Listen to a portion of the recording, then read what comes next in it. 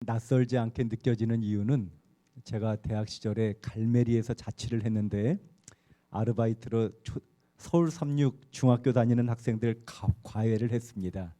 그때 그 갈메리에서 이 언덕길 따라 쭉 넘어오던 길가에 있기 때문에 매우 낯선 곳이라고 느껴집니다. 특별히 친구지만 참 존경하는 오세훈 목사님 섬기는 교회에서 한 주간 하나님 말씀을 전할 특권을 주신 하나님께 감사를 드립니다.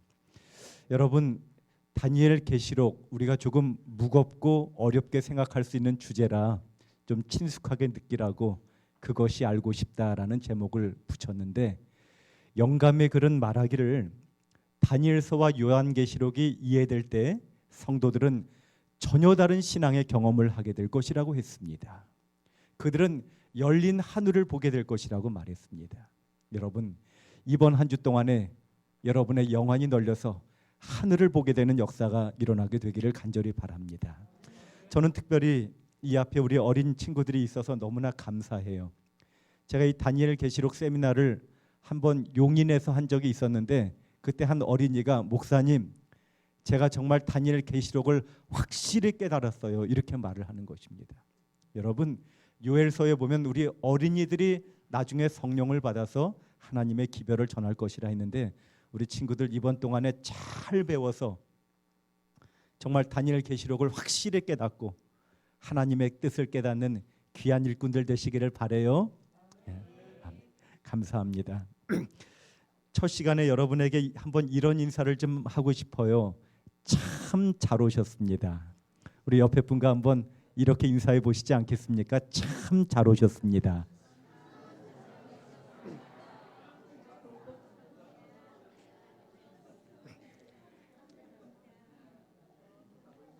정현종 시인은 이런 말을 했어요. 사람이 온다는 것은 실로 어마어마한 일이다. 그것은 그의 과거와 현재와 미래가 함께 오기 때문이다. 한 사람의 일생이 오기 때문이다. 여러분 한 분 한 분이 저에게 얼마나 소중하고 귀한지 모르겠습니다. 사명감을 가지고 기도하는 마음으로 여러분의 일생을 허락하신 하나님 앞에, 여러분 앞에 진실되게 하나님 말씀을 전하면서 여러분의 삶이 변화되고 이번 한 주를 통하여 정말 하늘이 열리는 경험이 있기를 간절히 기도하는 마음으로 준비하도록 하겠습니다. 여러분, 몇 해 전에 제가 미국을 갈 일이 있었습니다. 그래서 이제 가장 값싼 비행기표를 끊는다고 아메리칸 에어라인을 끊었어요. 그래서 일본 나리타 공항을 경유해서 가는 것이었는데, 여러분, 아메리칸 에어라인은 그 당시에 거의 부도 직전의 회사였어요. 그래서 거의 사람들을 정리하고 그 60대 스튜어디스들이 이렇게 오렌지 잔을 따라주는데 손이 막 떨리시더라고요. 근데 제가 나리타 공항에 내려서 기다렸다가 이제 비행기를 타고 미국을 가야 하는데 출발 시간이 돼도 출발하지 않는 것입니다. 갑자기 소방차 한 대여섯 대가 비행기 주변에 오더니 엔진에다 물을 뿌리기 시작하는 것입니다. 사람들이 바쁘게 움직이는 거예요. 제 생각에 틀림없이 이 비행기는 문제가 있는 비행기구나, 아마도 방송에 다른 비행기로 갈아타라고 할 것이구나 생각하고 채비를 하고 있었는데, 영어로 방송이 나오는데 제가 조금 알아들었는데 별일 없으니 그냥 출발하겠다는 거예요. 여러분, 그런데 그때부터 미국까지 가는 12시간 내내 얼마나 긴장이 되고 아랫배가 아프고, 하나님, 제가 다시 우리 가족 만날 수 있도록 도와주십시오 하고 기도하면서 갔어요. 그런데 여러분, 우리가 타고 있는 지구, 이 지구를 행성이라고 말하는 이유는 지구도 역시 움직이는 비행체와 같아요. 얼마나 빠르냐면 1시간에 10만 7천 킬로미터를 갑니다. 여러분, 1초에 340m 가는 속도를 음속이라고 하는데, 음속의 88배의 속도로 우리가 느끼지 못하지만 엄청난 속도로 이 지구도 달려가고 있는데, 정말 지구는 괜찮습니까? 많은 사람들이 지구 종말에 대하여 이야기합니다. 지구의 끝이 올 것이라고 이야기합니다. 정말 그럴까요? 제가 그 내용은 내일 좀 더 자세히 여러분에게 말씀을 드리겠습니다. 마태복음 24장 3절에 보면 제자들이 이렇게 질문을 합니다. 예수께서 감람산 위에 앉으셨을 때 제자들이 조용히 와서 이르되 우리에게 이르소서 어느 때에 이런 일이 있겠사오며 또 주의 임하심과 세상 끝에는 무슨 징조가 있사오리까? 제자들이 주의 임하심과 세상 끝에는 무슨 일이 있겠습니까? 물었더니 여러분, 예수님이 여러 징조를 말씀하시면서 15절에 그러므로 너희가 선지자 다니엘이 말한 바 하면서 끝에 관하여 질문할 때 예수님은 다니엘서를 인용하셨습니다. 다니엘은 우리에게 끝에 관하여 설명하는 책입니다. 특별히 다니엘서 12장 4절에는 그러므로 다니엘아 마지막 때까지 이 말을 간수하고 이 글을 봉함하라. 많은 사람이 빨리 왕래하며 지식이 더하리라. 이렇게 말씀하셨어요. 다니엘에게 이 다니엘서를 마지막 때까지 좀 덮어두어라. 그런데 마지막 때가 되면 다니엘서가 열릴 것인데 그때는 많은 사람들이 빨리 왕래할 것이라고 했어요. 지식이 증가할 것이라고 했습니다. 여러분, 정말 요즘 사람들이 빨리 왕래합니까? 과거에 부산에서 서울까지 과거 시험 보려면 아마도 한 달 이상 왔을 거예요. 근데 요즘에 KTX를 타면 2시간 반이면 갑니다. 비행기는요 시속 900km로 전 미국까지 12시간이면 가요. 미국에 하루에 비행기를 타고 이동하는 사람이 120만 명이라 그래요. 사람들이 빨리 왕래하는 시대가 되었습니다. 여러분, 지식이 더하고 있습니까? 지금부터 100년 전만 해도요 지식이 2배로 증가하는데 150년이 걸렸다 그래요. 그런데 60년 전에 지식이 2배로 증가하는데 50년이 걸리기 시작했어요. 그런데 컴퓨터가 발명된 1985년에는 지식이 2배로 증가하는데 5년 걸렸다고 합니다. 그런데 올해 발표된 거에 의하면 2019년도에 인간의 지식이 2배로 발전하는데 73일 걸린다는 거예요. 여러분, 정말 지식이 굉장히 증가하는 시대가 되었습니다. 이러한 시기가 다니엘서가 열리는 그런 시기예요. 저와 여러분이 다니엘서에 관심을 가져야 하는 시기인 것입니다. 오늘은 첫 시간이라 제가 개요에 대하여 여러분에게 말씀을 드릴 텐데, 자, 다니엘서의 특징은 따라해 보십시다. 반복과 심화. 뭐라고요?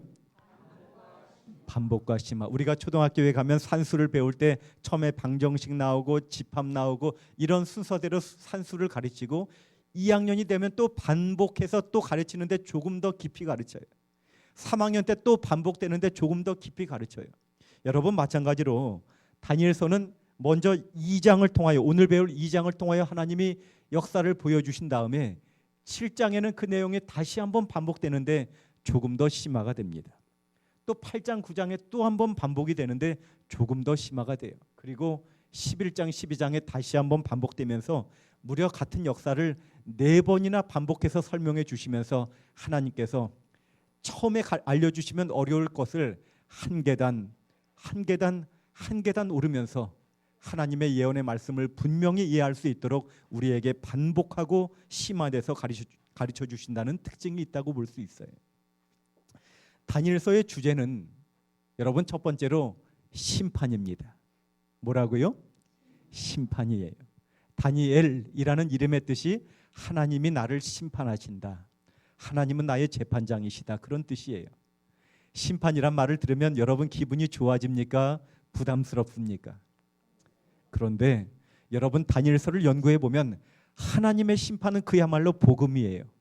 하나님의 사랑이 얼마나 깊이 담겨 있는 심판인지 여러분이 심판 앞에 아멘 하면서 감사하게 될 줄로 믿습니다. 두 번째 다니엘서의 주제는 끝입니다. 여러분, 히브리어로 끝이란 말이 캐츠인데 구약 성경에 32번 이 단어가 쓰였는데 무려 44%, 14번이 다니엘서에 쓰였어요. 우리가 구약 성경의 대부분이 히브리어로 기록됐지만 일부분 아람어로 기록되었는데, 여러분, 아람어로 끝이란 말이 소프인데 구약 성경에 8번 나오는데 그중에 5번, 무려 63%가 다니엘서에 쓰였어요.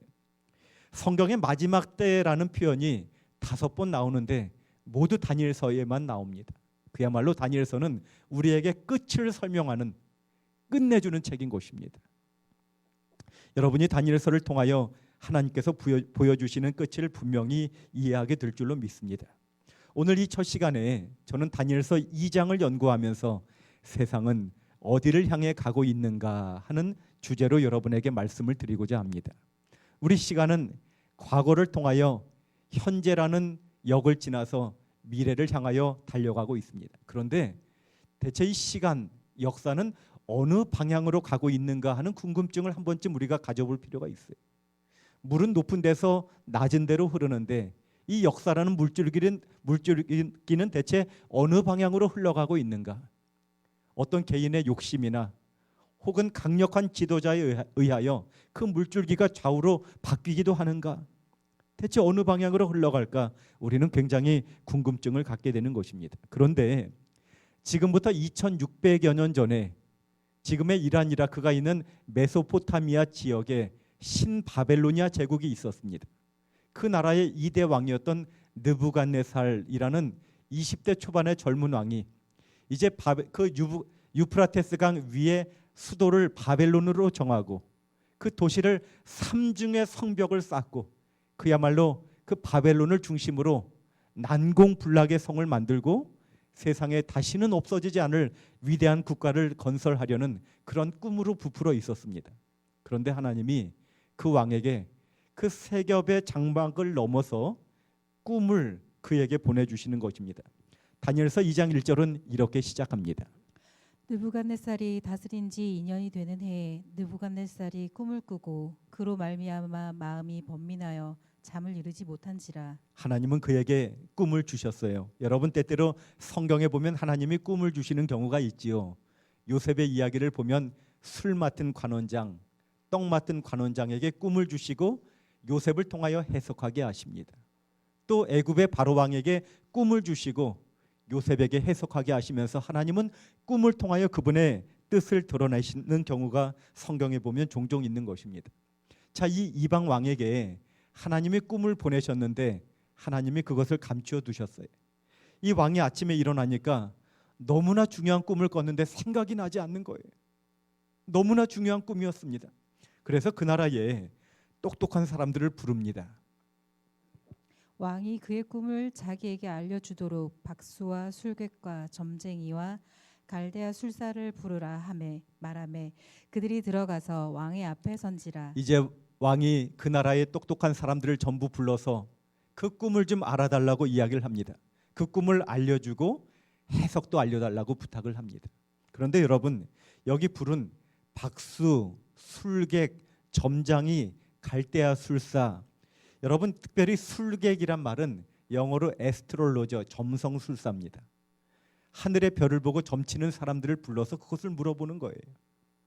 그런데 2600년 전에도 그랬는데 1970년대부터 미국에도 점성술이 발달하기 시작하면서 지금은 미국의 신문마다 또 앱을 통하여 컴퓨터를 통하여 점성술로 자신의 운세를 치는 사람이 많아졌고 점성술로 먹고 사는 사람이 15만 명이 넘는다고 합니다. 여러분 얼마 전에 우리나라 대통령도 뭐 그런 비슷한 일을 하였지만 미국의 레이건 대통령은 아예 점성술사인 퀴글이라는 사람을 백악관에 모셔놓고 그가 정해주는 대로 정상회담 날짜를 정하고 그가 알려주는 대로 소금을 들어서 고개 넘어 왼쪽 어깨에 뿌리고 식사를 하고 이렇게 미신을 행했다고 하니 옛날이나 지금이나 똑같은 것 같습니다. 그런데 그 사람들이 왕의 명령을 받고 결국 내놓는 대답이 이런 거예요. 왕께서 물으신 것은 어려운 일이라 육체와 함께 살지 아니하는 신들 외에는 왕 앞에 그것을 보일 자가 없나이다 한지라. 이 사람들이 그 꿈을 알 리가 없죠. 그 꿈은 하나님이 주신 꿈이기 때문에 그렇습니다. 왕은 진노하고 그들을 모두 죽이라고 명령을 합니다. 그런데 그들의 무리 가운데 이스라엘에서 포로로 잡혀온 하나님의 사람 다니엘과 그의 친구들도 있었는데 그들도 죽게 생긴 것입니다.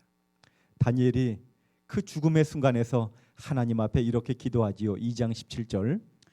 이에 다니엘이 자기 집으로 돌아가서 그 친구 하나냐와 미사엘과 아사랴에게 그 일을 알리고 하늘에 계신 하나님이 이 은밀한 일에 대하여 불쌍히 여기사 다니엘과 친구들이 바벨론의 다른 지혜자들과 함께 죽임을 당하지 않게 하시기를 그들로 하여금 구하게 하니라. 다니엘이 세 친구를 불러서 하나님께서 도와주시기를 간절히 기도합니다. 여러분, 뭐 교회에 여러 가지 소그룹이 있겠지만 저는 여러분이 개인적으로 기도 친구를 꼭 가졌으면 좋겠습니다. 마치 베드로와 요한이 함께 기도하면서 안진뱅이를 일으킨 것처럼 교회 안에서 기도 친구를 갖는 것만큼 든든한 것이 없습니다. 하나님은 합심하여 드리는 기도를 반드시 이루어 주실 줄로 믿습니다. 이에 2장 19절에 은밀한 것이 밤의 환상으로 다니엘에게 나타나 보임에 다니엘이 하늘에 계신 하나님을 찬송하니라. 하나님은 기도하는 사람을 통하여 그의 꿈을 알려주시고 이제 그 꿈을 가지고 왕 앞에 서게 되는 것입니다. 다니엘은 왕 앞에 서서 자신이 똑똑해서 이것을 해석하는 것이 아니라 은밀한 것을 나타내실 이는 하늘에 계신 하나님이시라 이렇게 말하고 있어요. 그가 느부갓네살 왕에게 후일에 될 일을 알게 하셨나이다. 여러분, 이 꿈의 내용은 뭐라고요? 후일에 될 일이라는 것입니다. 다시 말하면 하나님께서 장래일을 걱정하는 느부갓네살 왕에게 설명하신 꿈의 내용은 후일에 될 일을 설명하신 것이라고 말하고 있어요. 다시 29절에 이렇게 말하고 있어요. 왕이여, 왕이 침상에서 장래 일을 생각하실 때 은밀한 것을 나타내신 이가 장래 일을 왕에게 알게 하셨사오며. 자, 하나님은 왕에게 장래 일을 설명해 주셨어요. 그래서 이제 꿈을 설명드릴 텐데 이 꿈의 내용은 뭐라고요? 장래일. 하나님께서 시간을 펼쳐서 그에게 앞으로 될 일을 미리 보여주시는 역사라고 생각하시고 꿈의 내용을 한번 들어보시기 바랍니다. 아마도 느부갓네살 왕이 매우 궁금했을 것입니다. 다니엘아, 빨리 좀 설명해 다오 이렇게 말했을 것입니다. 2장 31절에 이제 다니엘이 설명하기 시작합니다. 왕이여, 왕이 한 큰 신상을 보셨나이다. 그 신상이 왕의 앞에 섰는데 크고 광채가 매우 찬란하며 그 모양이 심히 두려우니 그 우상의 머리는 순금이요 가슴과 두 팔은 은이요 배와 넓적다리는 노시요 그 종아리는 쇠요 그 발은 얼마는 쇠요 얼마는 진흙이었나이다. 자, 이 왕에게 하나님께서 보여주신 장래일은 한 신상이라고 했어요. 그런데 매우 놀라운 신상이라고 했습니다. 그런데 그 부위마다 금속의 성분이 다른데 머리는 뭐라고요? 순금, 가슴과 팔은 은, 배와 넓적다리는 놋, 종아리는 쇠, 또 발은요? 얼마는 쇠요, 얼마는 진흙이었나이다. 여러분 이런 거 보신 적 있습니까? 자, 아마도 다니엘이 여기까지 말했을 때 왕이 맞아 다니엘아. 그런데 그것이 끝이 아니라 뭔가 더 있었는데 이렇게 말했을 거예요. 다니엘이 거침없이 말하기 시작합니다. 34절에 또 왕이 보신즉 손대지 아니한 돌이 나와서 신상의 쇠와 진흙의 발을 쳐서 부서뜨리매 그때 쇠와 진흙과 녹과 은과 금이 다 부서져 여름 타작 마당에 겨같이 되어 바람에 불려간 곳이 없었고 우상을 친 돌은 태산을 이루어 온 세계에 가득하였나이다. 신상이 서 있는데 그때 손대지 아니한, 다시 말하면 사람이 던지지 아니한 돌이 날라와서 이 신상을 침해, 이 신상을 쳤더니 이 신상이 여름 타작 마당에 겨같이 흔적도 없이 사라졌고 그 우상을 친 돌이 온 세상에 가득하였다 하는 것입니다. 여러분 한번 동영상으로 한번 보실까요? 느부갓네살 왕이 꿈 가운데 이런 신상을 보았다고 했죠. 매우 놀라운 신상이라고 했습니다. 그런데 그 신상의 머리는 뭐라고요?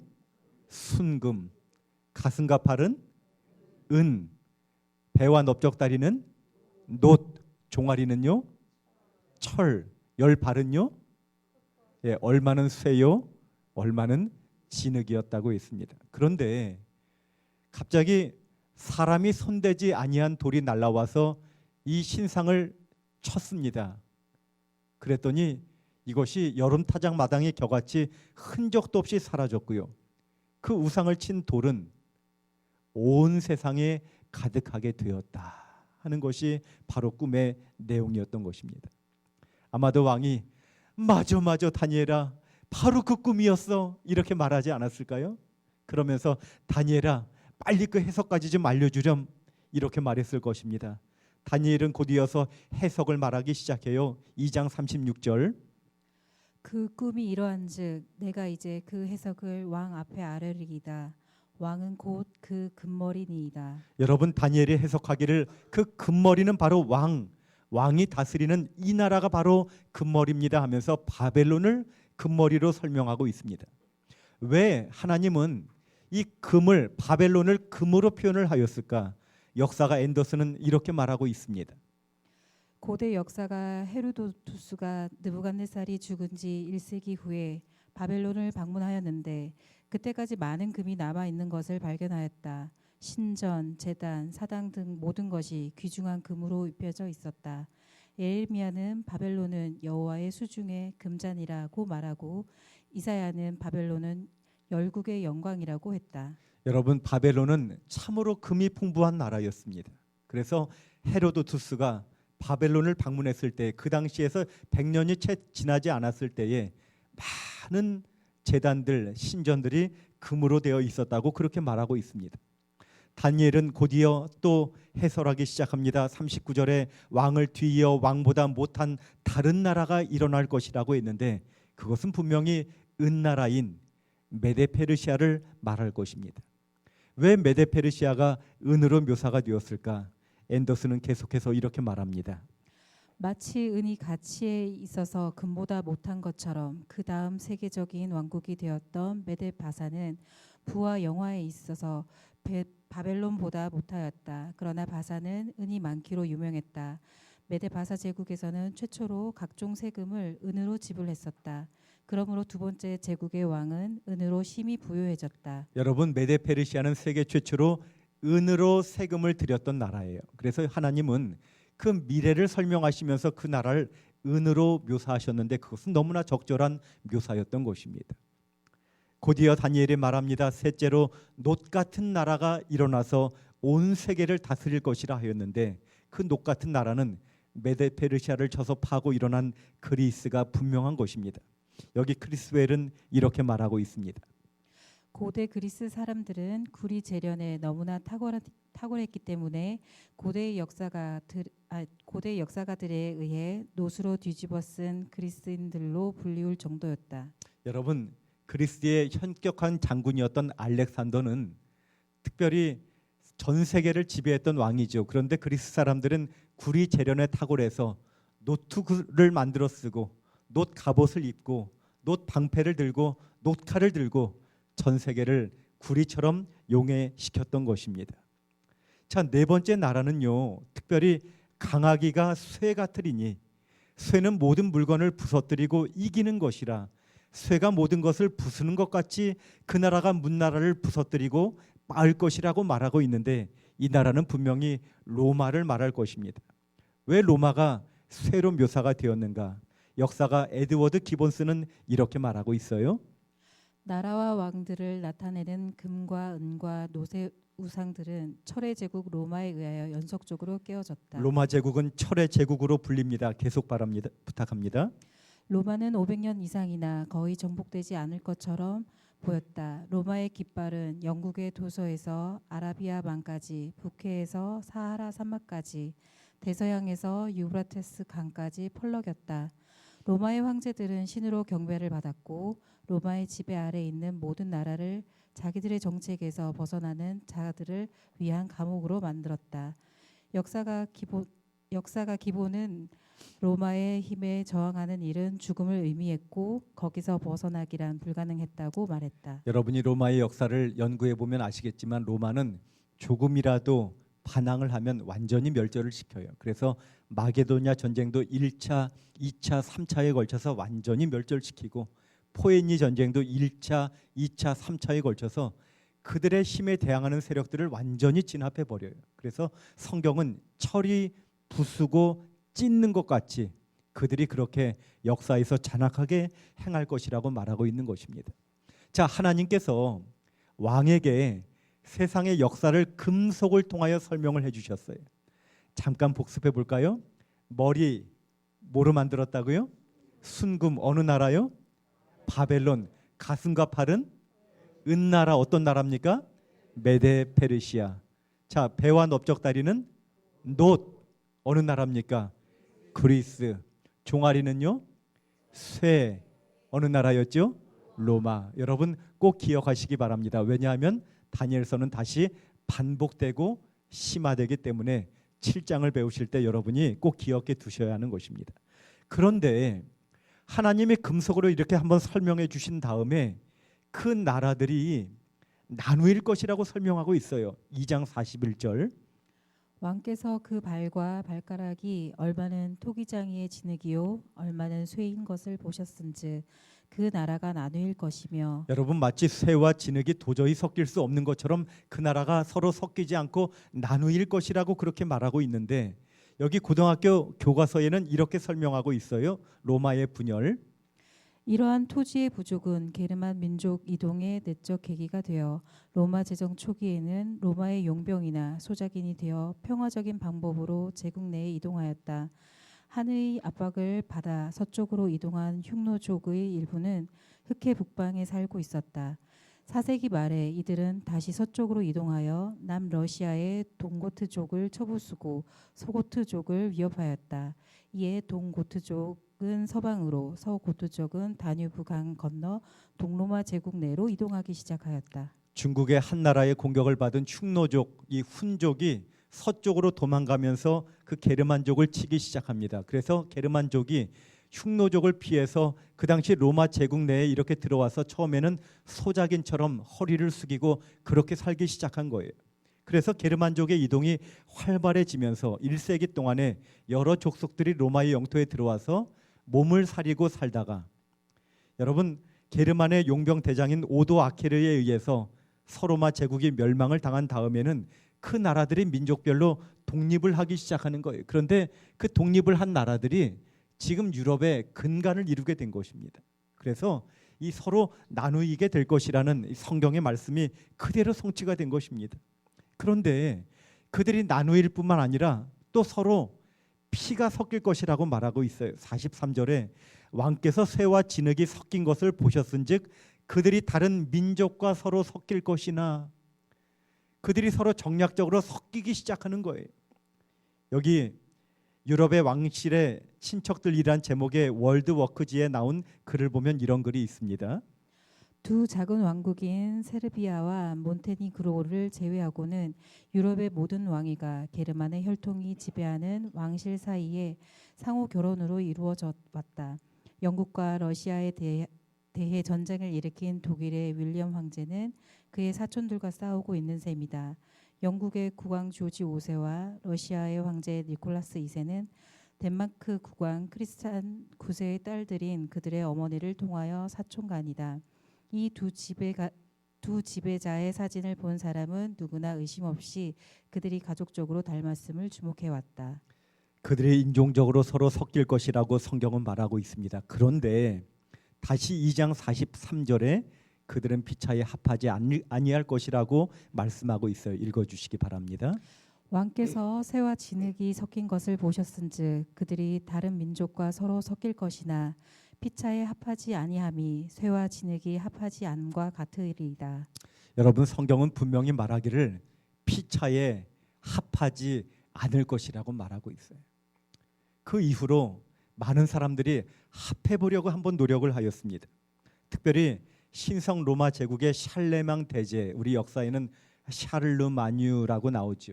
이 사람은 29살의 황제가 되어서 로마의 이전 영광을 한번 회복해 보려고 8세기 후반부터 9세기 초반까지 많은 전쟁을 일으켰고 또 문예 부흥을 일으키고 유럽을 통일하려고 시도하였지만 그는 죽게 되었고 유럽은 그의 나라는 새토막이 나게 되었죠. 그 다음에 스페인의 찰스 5세가 일어나서 하나의 정부, 하나의 종교를 외치면서 종교 개혁을 누르고 유럽을 통일하려고 시도하였지만 그도 실패하였습니다. 여러분 잘 아시는 프랑스의 루이 14세는 베르사유 궁전을 건축했고 또 자신이 태양 왕의 아들이라고 주장하면서 절대 왕권을 주장했죠. 그도 역시 유럽을 통일하려고 시도했지만 실패하고 말았습니다. 여러분, 프랑스의 유명한 나폴레옹은 호언장담하기를 앞으로 5년 후에 이 유럽은 하나의 황제 아래 있을 것이라고, 한 사람의 황제 아래 있기 전까지는 유럽에 결코 평화가 있지 않을 것이라고 그렇게 장담을 하였습니다. 그가 거의 유럽을 다 집어삼키고 통일하는 것처럼 보였습니다. 1815년 6월 18일에 워털루, 이 벨기에의 워털루에서 전쟁을 벌이면서 이제 이 전쟁에서 이기면 유럽이 거의 통합되는 그 완성의 단계에 있었습니다. 이미 그에게는 7만 8천 명의 병사들이 있었고 강력한 포대가 있었어요. 근데 전날에 예상치 않게 아주 많은 비가 내려서 이 포가요, 이 지반이 약하기 때문에 한 번 쏘면 흔들려 버리는 거예요. 그래서 제대로 이 포대를 운영할 수가 없었어요. 그날 나폴레옹은 패배하고 말았지요. 나폴레옹이 기록하기를 분명히 이긴 전투였는데 왜 패배했는지 아무리 생각해도 모르겠다고 주장을 했어요. 그런데 그 사건을 살펴보고 기록한 아놀드 토인비는 말하기를 이 엄청난 세력을 꺾은 세력이 누구였는가? 누가 그를 저지하고 저항하여 넘어뜨렸는가? 그 누구도 그 무엇도 아니다. 하나님이 분명히 직접 개입하셨다. 이렇게 말하고 있는 것입니다. 나중에 나폴레옹은 세인트 헬레나 섬에 유배되어서 고백하기를 나는 전능하신 하나님을 감당할 수 없었다. 이렇게 말하고 있는 것입니다. 여러분, 성경에 피차에 합하지 아니하리라 하는 이 짧은 하나님의 말씀에 수많은 사람이 대적을 하였지만 하나님 말씀 앞에 여지없이 굴복하고 말았던 것입니다. 그 후에도요, 독일의 빌헬름 2세가 1차 세계대전을 일으키고 통일하려고 시도했고 또 독일의 히틀러가 다시 한번 시도했지만 모두 실패로 돌아갔습니다. 최근에는 경제로라도 한번 통일해보자 하면서 유럽 공동체, 여러분, 화폐를 통일하고 거의 유럽을 하나로 묶는 것처럼 보였지만 최근에 역시 브렉시트, 여러분 아시죠? 영국이 탈퇴하고 흔들리고 균열이 가기 시작하는 것입니다. 하나님이 합하지 아니할 것이라고 말씀하시면 분명히 그렇게 된다는 사실을 우리는 깨닫게 되는 것입니다. 인간이 아무리 노력해도 하나님께서 역사를 설명하시는 그 한마디의 말 앞에 인간의 노력은 너무나도 무력한 것입니다. 여러분, 이제 우리는 다니엘서 2장의 대략을 한번 살펴보았는데요. 2장을 보면서 앞으로 연구할 예언의 역사를 이해하기 위하여 이 예언을 보는 눈을 여러분이 좀 떴으면 좋겠습니다. 역사는 어디로 가고 있는가? 역사는 대체 어디로 가고 있는가? 계속 이 방향으로 갈 것인가? 아니면 방향을 틀 것인가? 궁금한 것입니다. 여러분, 그런데 똑똑한 사람들이 역사에 대하여 분명히 역사는 이런 방향으로 갈 거야 하고 나름대로 설명을 하기 시작했어요. 독일의 철학자인 임마누엘 칸트는 순수 이성 비판이라는 책을 썼지요. 여러분, 그 책을 보면 이 사람이 얼마나 천재인지 첫 페이지에 한 페이지 전체가 한 문장이에요. 이분이 깊이 사색해서 결론을 내린 것은 역사는 이성의 진행이다. 우리 인간의 이 이성의 진행에 따라서 역사는 좋은 방향으로 갈 것이고 역사는 유토피아를 향하여 갈 것이라고 그렇게 설명을 했어요. 그런데 여러분, 그의 설명과는 달리 그가 역사는 이성을 향하여 좋은 쪽으로 갈 것이라고 한 지 얼마 안 돼서 세계는 1차 세계대전, 2차 세계대전을 치렀고요. 그는 똑똑하기는 했지만 인간의 이성이 빗나간 것을 예측하지 못했던 것입니다. 여러분, 그 후에 독일의 프레드리히 헤겔이라는 사람은 정반합을 통하여 역사는 정반합의 원리에 따라 진행된다고 말했습니다. 여러분, 이 말은 뭐냐면 정이란 것이 있으면 이 말을 태제라고 말하죠. 그러면 분명히 거기에는 모순이 있을 거야. 그래서 다시 반대급부로 안티테제가 있을 것이라는 거예요. 그래서 나중에는 그 모든 것에 취할 것은 취하고 버릴 것은 버리면서 합쳐서 진태제로 나아간다는 거예요. 그 사람의 말대로 역사는 정이 서고 반대가 서고 다시 합이 서고 다시 정이 서고 반대가 서고 다시 합쳐져서 정반합의 원리에 따라 진행될 것이라고 말했는데 이 사람의 이런 이론 때문에 여러분, 이 독일 사람들이 게르만족이 유태인들 600만 명을 죽이는 그 이론으로서 이 사람의 원리에 따라 정에 따라 저 반은 제거해야 된다는 이론으로 그가 사용하였고요. 이 사람의 이론 때문에 600만 명이 죽임을 당하는 비참한 역사가 일어나게 된 것입니다. 여러분, 인간이요, 뭔가 역사에 대하여 설명해 보려고 하지만 그것은 인간을 더욱 불행하게 만들 뿐입니다. 칼 마르크스는 역사는 투쟁을 통해 계급 없는 방향으로 진행된다고 했는데 이 사람은 정말 순수한 마음으로 산업혁명 이후에 너무나 큰 빈부격차 마음 아파하면서 계급 없이 모두 평등한 사회로 가게 될 것이라고 그렇게 주장을 했는데 그렇게 되었나요?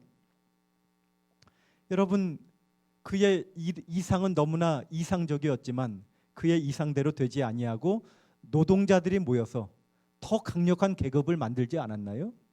공산주의는 계급 없는 사회가 아니라 더 강력한 계급을 만들고 말았던 것입니다.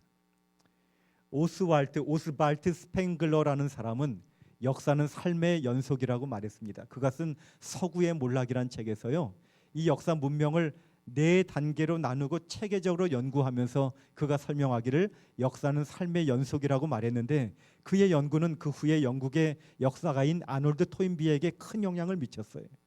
여러분, 아놀드 토인비는요, 세계 문명을 21개로 나눴어요. 그 중에 14개는 이미 몰락한 문명, 나머지 7개는 아직도 있는 문명.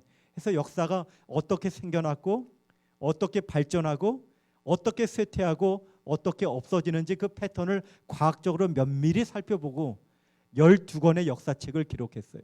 그런데 놀랍게도 그가 세계 문명을 전부 연구해보고 내린 결론은 역사에는 절대적인 답이 없다는 것입니다.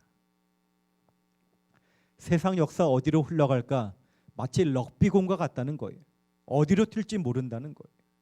여러분, 사람이 좀 똑똑하다는 사람들이 연구를 하고 역사의 방향에 대해서 설명을 했지만 그것은 사람을 더 비참하게 만들 뿐이고 우리를 더 혼란스럽게 만들 뿐이었습니다. 그런데 성경은 분명히 말하기를 다니엘이 왕 앞에 은밀한 것을 나타내실 이는 하늘에 계신 하나님이시라. 그가 왕에게 후일에 될 일을 알게 하셨나이다. 여러분, 인간의 모든 이론은 쇠할 것이지만 하나님의 역사에 대한 설명이 분명히 서게 될 것임을 확신하게 되시기를 간절히 바랍니다. 그래서 후에 느부갓네살 왕은 다니엘서 5장 21절에 고백하기를 지극히 높으신 하나님이 사람 나라를 다스리시며 자기의 뜻대로 누구든지 그 자리에 세우시는 줄을 알기에 이르렀나이다. 이렇게 말하고 있는 것입니다. 여러분, 역사의 주관자는 하나님이십니다. 하나님이 역사를 주관하셔요. 그러므로 여러분, 하나님을 신뢰하시고 그분의 그 설명 위에 여러분의 믿음을 놓으신다면 여러분의 인생은 안전할 줄로 믿습니다. 지구의 역사도 그렇다면 개인의 역사도 하나님이 주관하실까요? 여러분, 우리의 발걸음도 하나님이 주관하실까요? 잠언 16장 9절 함께 읽어보겠습니다. 시작. 사람이 마음으로 자기의 길을 계획할지라도 그의 걸음을 인도하시는 이는 여호와시니라. 여러분, 믿으십니까? 제가 한 번은 제가 섬기는 교회 한 집사님이 남편을 좀 인도해 달라고, 방문을 해달라고 요청을 하였습니다. 그 남편은 제가 아마 이름을 대면 알만한 꽤 유명한 분입니다. 그래서 제가 저희 아내와 함께 그 집사님이 사는 아파트에 가서 지하 주차장에서 아내와 함께 간절히 기도하고 그 집에 올라갔어요. 그런데 제가 약속 시간을 잘못 알고 30분 먼저 간 것입니다. 이 남편분이 목사님 오시기 전에 도망간다고 얼른 옷을 입고 나서다가 저와 마주쳤습니다. 그래서 하는 수 없이 들어가서 앉아서 같이 예배를 드리게 되었어요. 제가 하나님의 말씀을 펴서 잠언 16장 9절의 말씀을 읽어드렸어요. 그분이 최근에 꽤 어렵고 좀 억울한 일을 당해서 힘들어하는 상황이었어요. 그래서 이 말씀을 읽어드리고 예배를 마쳤는데 그분이 저에게 목사님 잠깐 저를 좀 따라오세요 하는 거예요. 자기 방으로 데려가는데 그 방에 아주 오래된 나무판이 하나 걸려 있었는데 그 나무판에 잠언 16장 9절의 말씀이 적혀 있는 거예요. 이분이 40여 년 전에 대학 시절에 동해안에 놀러 갔다가 그냥 그 나무판에 적힌 거 파는 것을 하나 기념으로 사두었는데 그냥 창고에 처박아 두었다가 최근에 어려운 일이 생기면서 갑자기 그 말씀이 마음에 와닿더래요. 그래서 그 말씀을 벽에다 걸어 두었는데 그날 목사님이 와서 이 말씀을 읽어 주었다는 것입니다. 성경을 읽으면서 그의 마음이 열리는 것을 경험하게 되었습니다. 여러분, 우리가 우리 마음대로 사는 것 같지만 우리 인생길은 하나님이 주관하십니다. 세상 역사도 하나님이 주관하십니다. 그러므로 여러분, 우리가 할 수 있는 최선의 선택은 어떻게 살까 궁리하는 것이 아니라 우리의 길을 여호와께 맡기는 것입니다. 똑똑하다는 솔로몬이 누릴 거 다 누려보고 그의 노년에 쓴 전도서의 결론은 일의 결국을 다 들었으니 하나님을 경외하고 그 명령을 지킬지어다. 이것이 사람의 본분이니라 하였습니다. 여러분, 세상 역사를 주관하시는 하나님을 확신하시고 그분의 명령을 지키고 그분을 섬기면서 참으로 후회하지 않는 인생을 사시는 저와 여러분이 되시기를 간절히 바라겠습니다. 여러분에게 이런 질문을 또 하나 드리고 싶어요. 세상은 향상되고 있는가 하는 것입니다. 여러분, 과거에 없던 핸드폰을 사용하고 있어요. 과거에 없던 자동차를 운전하고 있어요. 세상은 점점 좋아지고 있습니까? 점점 향상되고 있습니까? 앞으로 점점 더 살기 좋아질 거라고 기대하십니까? 사람들이 그렇게 생각할 수 있어요. 그런데 정말 그러냐 하는 것입니다. 다니엘서 2장의 하나님의 설명을 듣고 한번 생각해 보자는 거예요. 여러분, 성경에 보면 성소란 것이 나오지요. 여러분이 꼭 성소를 연구하셔야 됩니다. 성소는 우리에게 구원의 길을 보여주시고 기독교의 핵심 진리가 여기에 다 들어있어요. 특별히 다니엘서 요한계시록을 여러분이 연구해 보시면 알겠지만 모든 것이 성소의 진행에 따라서 하나님은 예언을 설명하고 있기 때문에 성소를 모르면 다니엘 계시록을 올바로 풀 수가 없습니다. 자, 성소의 평면도를 보면 위에서 보면 이 지성소는 하나님이 계신 영역이지요. 그런데 여러분, 지성소에 법궤가 있었는데 이 법궤는 금으로 씌웠습니다. 그 다음에 이 성소 뜰이 있고 마당에는 번제단이 있지요. 그런데 여러분, 이 지성소에 있는 법궤는 금으로 만들었는데 그 성소의 벽은 널판지에 은으로 씌웠습니다. 그리고 마당에 있는 번제단은 노스로 씌웠어요. 그리고 성소를 두르고 있는 울타리는 세마포로 두르고 그 받침대를 쇠로 그렇게 고정을 하였습니다. 그래서 이 다니엘서 2장의 금, 은, 동, 철, 하나님이 설명하신 이 역사의 진행을 보면 하나님이 보실 때는 불안하기 그지없는 거예요. 여러분, 오뚜기가 넘어져도 다시 서는 이유는 아래가 무겁기 때문인데, 여러분, 하나님이 설명하신 역사를 보면 무거운 것이 위에 있어요. 비중이 높은 금이 제일 위에 있고, 그 다음 낮은 은, 그 다음 낮은 놋, 그 다음 낮은 철, 그 다음엔 진흙. 마치 이 지구가 서 있는 것이 하나님 보실 땐 너무나 위태한 것입니다. 여러분, 우리는 향상되고 있다고 하지만 마치 성소의 진행에 따라서 하나님 계신 금의 장소 지성소에서 은의 장소, 또 마당 노새 장소, 또 울타리 철까지 이 금속들은 하나님 중심에서 점점 떠나가는 인간 역사를 우리에게 설명하고 있는 것입니다. 사람의 역사가 하나님을 떠나서 정말 향상되고 있는가? 우리는 막연히 생각할지 모르지만 그렇지 않다는 거예요. 여러분, 1947년에 핵물리학자들이 둠스데이 클락, 지구 종말 시계를 만들었는데 작년에 발표된 것에 의하면 지구 멸망 2분 전이라고 표현하는 것입니다. 왜 그렇습니까? 여러분, 그들이 말하는 첫째 이유는 자원이 고갈되고 있다는 거예요. 우리가 흔히 말하는 석탄, 앞으로 40년밖에 남지 않았다는 거예요. 37년 남았다는 거예요. 37년에는 어떻게 될까요? 석탄이 고갈되면 어떻게 하죠? 자동차 안 타면 되지요?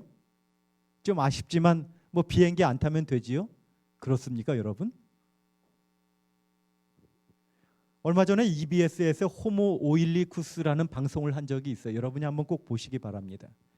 사람이 얼마나 이 오일, 기름과 밀접하게 사냐 하면 이 PD가 방 안에서 석유 제품을 다 하나씩 둘씩 꺼내내기 시작했어요. 석유가 들어간 것들 다 꺼내냈어요. 방 안에 무엇이 남았을까요? 뭐가 남았을까요? 하나도 남지 않았어요. 여러분이 교회 안에도 보십시오. 이거 다 석유 제품입니다. 이거 석유 제품이에요.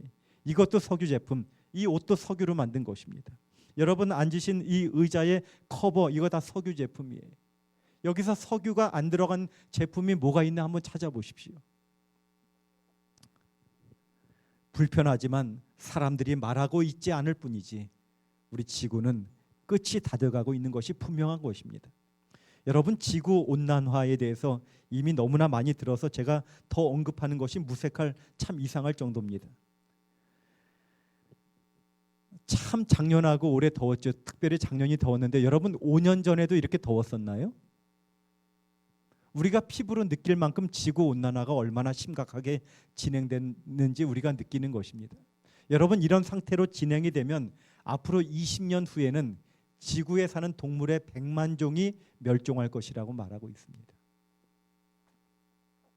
태풍은 점점 더 강력해질 것이고 기상이변은 사람들을 더욱 두렵게 만들 것입니다.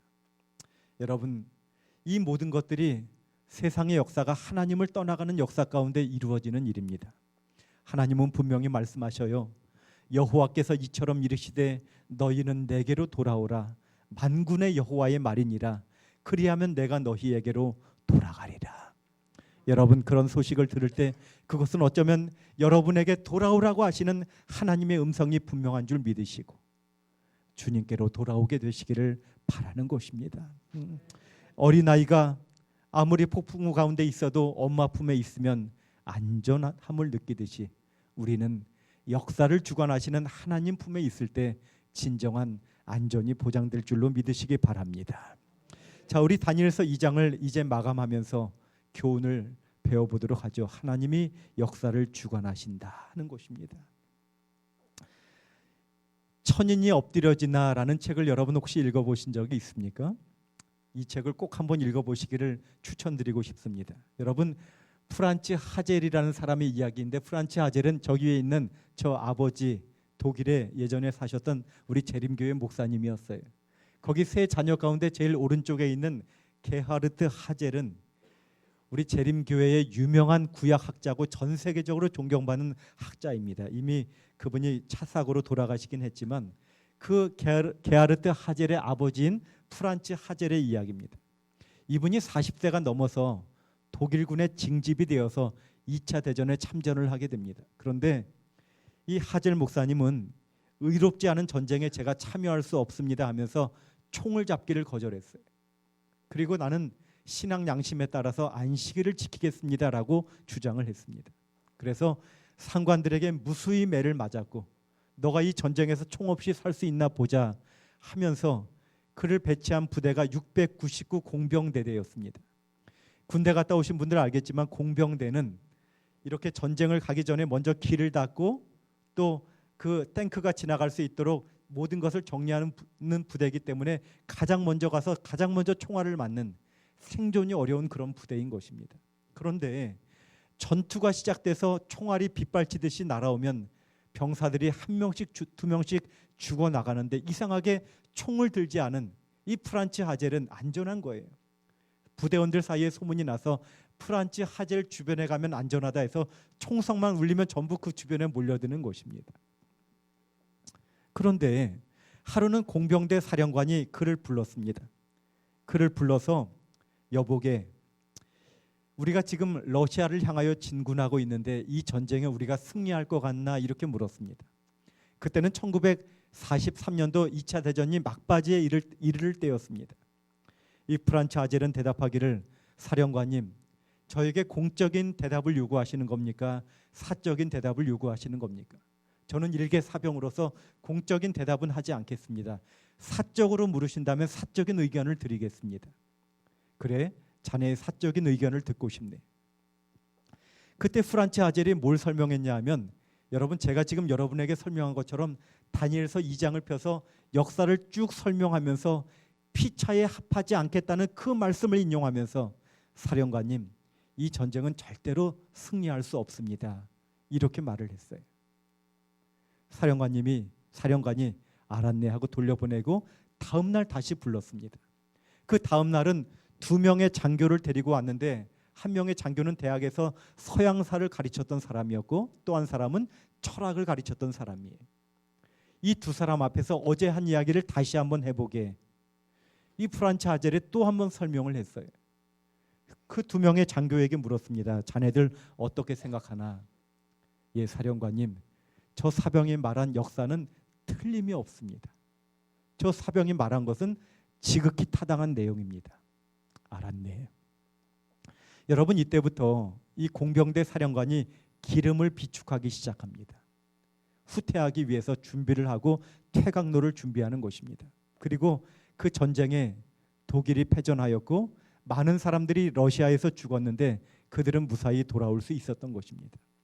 나중에 이 공병대원들이 연합군의 포로가 되었는데 연합군 사령관이 이 프란츠 하젤 포로를 두고서 그의 문서를 열어보았더니 그의 문서에 전쟁이 성공적으로 수행되면 이 병사는 즉시 사형에 처할 것이라고 공병대장에 적어놓은 문서를 발견한 거예요. 자네 무슨 잘못을 했길래 자네 사령관이 이런 글을 썼는가? 예, 저는 성경의 양심에 따라 총을 잡지 않았고 또 안식일을 지켰고 또 사령관에게 이 전쟁에 독일이 패할 것이라고 이야기를 했습니다. 아니, 자네는 이 전쟁 중에 안식일을 지켰는가? 나는 유대인인데 그런 생각을 못했는데 자네 참 대단하군. 자네 직업이 뭐였나? 예, 저는 목사였습니다. 그러면 목사는 수용소에 있을 것이 아니라 양들에게 가야 하니 자네를 석방할 테니 다시 돌아가서 목양을 계속하도록 하게. 여러분, 그런데 1200명의 699 공병대원 가운데 7명만 생존하였고 7명 가운데 6명은 불구가 되었는데 1명만 온전하게 살아 돌아왔는데 그가 바로 프란츠 하젤이었습니다. 여러분, 그는 성경을 통하여 끝을 알았기 때문에 현실과 타협하지 않고 하나님께 충성할 수 있었고 그런 백성을 하나님은 보존하시고 그를 도와주신 것입니다. 여러분, 다니엘서를 아는 것이 왜 중요하냐면 다니엘은 끝을 설명하는 책인데 여러분이 끝을 알고 산다면 지금 살아가는 여러분의 신앙 자세가 달라진다는 것입니다. 감옥에 가는 수많은 사람들이 그렇게 될 거 알았더라면 그런 죄를 저질렀을까요? 여러분, 성경을 통하여 우리의 끝을 우리가 확신한다면 지금 우리가 안일하게 살지 않을 것입니다. 우리는 무엇이 하나님을 기쁘시게 할 것인지 생각하면서 그런 삶을 살게 될 것이라고 저는 믿는 것입니다. 여러분, 다니엘서 2장이 주는 교훈은 이 세상 역사는 하나님이 주관하신다는 것입니다.